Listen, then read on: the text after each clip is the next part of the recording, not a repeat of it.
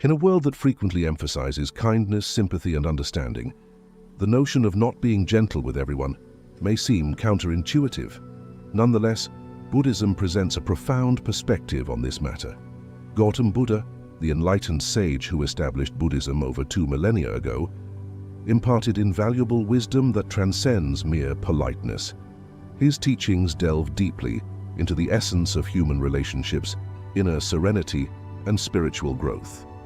In this exploration, we will inspect the profound teachings of Gautam Buddha and comprehend why, at times, it is vital to go beyond gentleness and embrace a more nuanced approach to life. At the age of 29, Gautam embarked on a spiritual journey to seek answers to the fundamental questions of existence, why we suffer, and how we can attain lasting happiness and inner peace. After years of intensive meditation and self-inquiry, he achieved enlightenment under the Bodhi tree in Bodh Gaya, India. From that point on, he became the Buddha, the Awakened One, and began sharing his insights with the world. Buddha's teachings revolve around the Four Noble Truths and the Eightfold Path. These fundamental principles form the foundation of Buddhism and offer profound guidance on how to navigate the complexities of human existence. The Four Noble Truths are the cornerstone of Buddhist philosophy. They provide a clear framework for comprehending the nature of suffering and the path to liberation. Let's explore these truths and their relevance to the idea of not being gentle with everyone. Number 1. The truth of suffering. Buddha's first noble truth acknowledges the existence of suffering in the world. He recognized that suffering is an inherent part of human life, encompassing physical pain, emotional turmoil, and the discontent that arises from constantly desiring more. While being gentle with everyone may temporarily alleviate some forms of suffering, it does not address the root causes of suffering. Gautam Buddha encourages us to confront suffering head-on, acknowledging its presence in our lives. By doing so, we gain clarity and insight into the nature of suffering, allowing us to find effective ways to transcend it. Number 2. The truth of the cause of suffering. The second noble truth identifies the cause of suffering as attachment and craving. It is human nature to seek pleasure and avoid pain, but our attachment to these desires leads to suffering. Being excessively gentle with everyone can be a manifestation of attachment and a desire for approval or validation. Buddha teaches us that letting go of attachment and craving is the path to liberation from suffering. This does not mean becoming emotionally detached, but rather developing a balanced and compassionate attitude towards others. Number 3. The truth of the cessation of suffering. The third noble truth offers hope by asserting that the cessation of suffering is attainable. It is possible to overcome suffering by eliminating its root causes, attachment and craving. When we cease clinging to external validation or the need to please everyone, we free ourselves from the cycle of suffering. Number 4. The truth of the path to the cessation of suffering. The fourth noble truth outlines the Eightfold Path, which is the path to liberation from suffering. This path encompasses ethical conduct, mental discipline, and wisdom. While being gentle with everyone might seem like a virtuous quality, the Eightfold Path encourages us to cultivate discernment and wisdom in our interactions. The Eightfold Path consists of 8 interconnected principles: right view and right intention, right speech, right action, right livelihood, right effort, right mindfulness, and right concentration. The middle way, often associated with Buddhism, is the principle of finding balance and avoiding extremes. In the context of not being gentle with everyone, the middle way encourages us to strike a balance between compassion and discernment. Gautam Buddha himself exemplified the middle way throughout his life. Before his enlightenment, he had lived an indulgent life as a prince, and then he experimented with extreme asceticism. Neither extreme brought him the answers he sought. It was only when he found the balance of the middle way that he attained enlightenment. In our interactions with others, the middle way suggests that we should neither be excessively gentle, enabling harmful behavior, nor excessively harsh, causing unnecessary suffering. Instead, we should approach each situation with discernment, understanding when to be compassionate and when to set boundaries. Compassion versus enabling is one of the key concerns when it comes to not being gentle with everyone. Buddhism teaches us that true compassion is not about enabling harmful behavior or sacrificing our well-being for the sake of others. True compassion involves a deep understanding of the causes of suffering and a commitment to alleviating that suffering through skillful means. The parable of the raft beautifully illustrates the concept of not being gentle with everyone when appropriate. This parable highlights the temporary nature of Buddhist teachings and the importance of letting go when they have served their purpose. In the parable, a traveler crosses a vast river with a makeshift raft constructed to get to the other side. After reaching the other shore safely, the traveler leaves the raft behind, understanding that it served its purpose in helping him cross the river. The lesson of the parable of the raft teaches us that Buddhist teachings, like the raft, are meant to be tools for crossing the river of suffering and ignorance. They are not meant to be clung to indefinitely. In the same way, our approach to not being gentle with everyone should be adaptive and context-dependent. Sometimes being gentle and compassionate is like the raft, helping others navigate their difficulties. However, there are situations where holding on to excessive gentleness becomes a hindrance. In such cases, we must let go of our gentleness and adopt a more discerning approach to guide ourselves and others toward liberation from suffering. The middle path in action. Number 1, setting boundaries.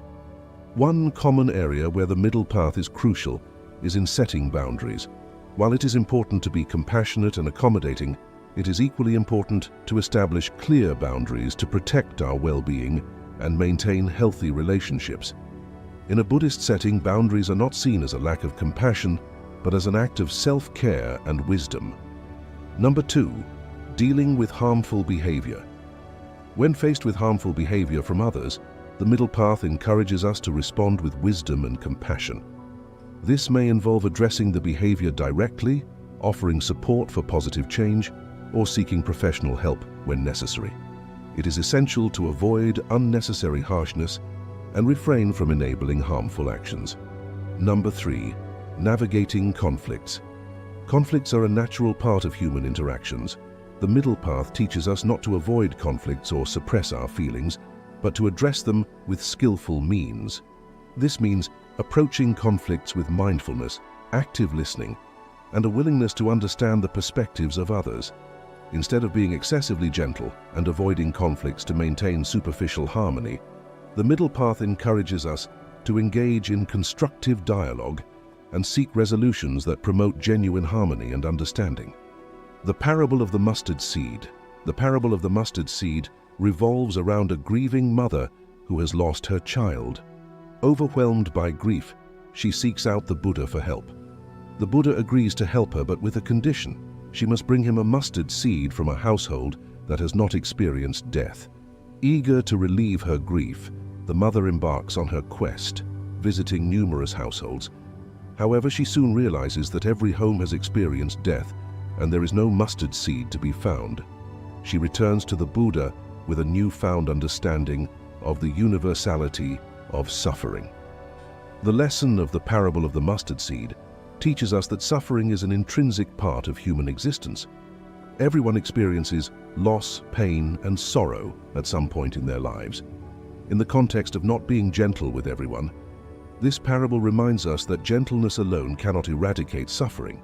Gentleness may provide temporary comfort, but it does not address the deeper existential questions and challenges that all individuals face. Instead, the transformative power of wisdom and understanding, as exemplified by Buddhist teachings, offers a more profound and lasting solution to the human condition. The Art of Skillful Means. Buddhism recognizes the importance of skillful means in guiding others toward enlightenment. Skillful means involve using appropriate methods and strategies based on the unique needs and conditions of individuals. In the context of not being gentle with everyone, skillful means are essential for effective communication and compassionate guidance. Number 1, tailoring compassion. Not being gentle with everyone does not mean being consistently rigid or uncompassionate. Instead, it requires a nuanced understanding of each person's situation and needs. Skillful means enable us to tailor our approach to offer the right balance of support, guidance, and boundaries. Number 2, recognizing individual differences. Each person is unique and their paths to happiness and well-being differ. While some may benefit from a gentle and compassionate approach, others may require more direct and assertive guidance. Skillful means recognizing these individual differences and adapting our interactions accordingly. Number 3, empathy and active listening. Skillful means also involve active listening and empathy. By deeply understanding the experiences and emotions of others, we can respond with greater wisdom and compassion. This approach allows us to offer meaningful support and guidance without compromising our well-being. Embracing impermanence.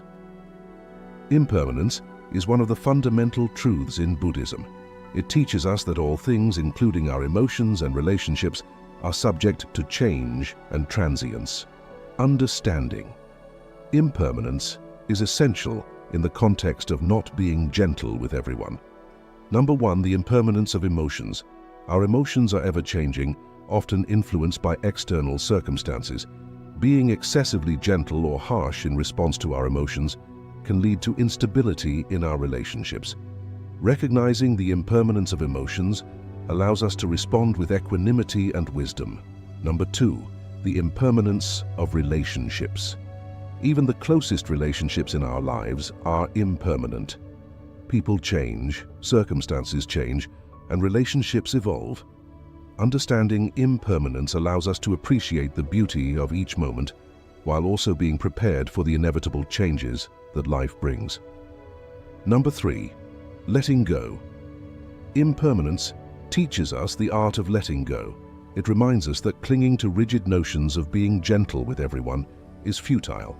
Instead, we can approach our relationships and interactions with a sense of openness and adaptability, allowing them to naturally evolve and transform. Mindfulness and self-compassion. Mindfulness is a central practice in Buddhism, involving cultivating awareness of the present moment without judgment. Mindfulness and self-compassion become our allies in the journey of not being gentle with everyone. Number 1, self-compassion. Mindfulness encourages us to extend compassion to ourselves. In the quest to not be excessively gentle, we must remember that self-care and self-compassion are essential. Being mindful of our own needs and emotions allows us to maintain inner balance and avoid burnout. Number 2, non-judgmental awareness. Mindfulness also teaches us non-judgmental awareness of our thoughts and emotions. When we encounter challenging situations or difficult people, mindfulness enables us to observe our reactions without immediately reacting. This pause allows us to respond with greater wisdom and discernment. Cultivating equanimity. Equanimity is one of the Brahma Viharas, or divine abodes, in Buddhism. It involves maintaining mental and emotional balance in the face of life's ups and downs. Cultivating equanimity is especially valuable when striving to not be gentle with everyone, as it helps us remain composed and compassionate in all circumstances. Let us remember that not being gentle with everyone is not a call for harshness or indifference. It is an invitation to embody true compassion, a compassion rooted in wisdom, understanding, and a deep desire for the well-being and liberation of all beings. As we embrace the middle way, we honor the timeless wisdom of Gautam Buddha and strive to bring greater peace and harmony into our lives and the world.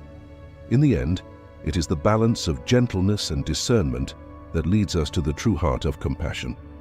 A compassion that transcends fleeting emotions and brings lasting peace to ourselves and those around us. May we all walk this path with open hearts and enlightened minds. As we come to the end of this Zen journey, I invite you to become an integral part of our InspiraZen community. If you found inspiration in this story, support us by hitting the like button, sharing it with your friends, and leaving a comment below with your thoughts or any Zen stories you'd like to hear next. And for more moments of motivation and tranquility, don't forget to subscribe and ring the notification bell. Your engagement fuels our journey. Thank you for walking this path of wisdom and enlightenment with us.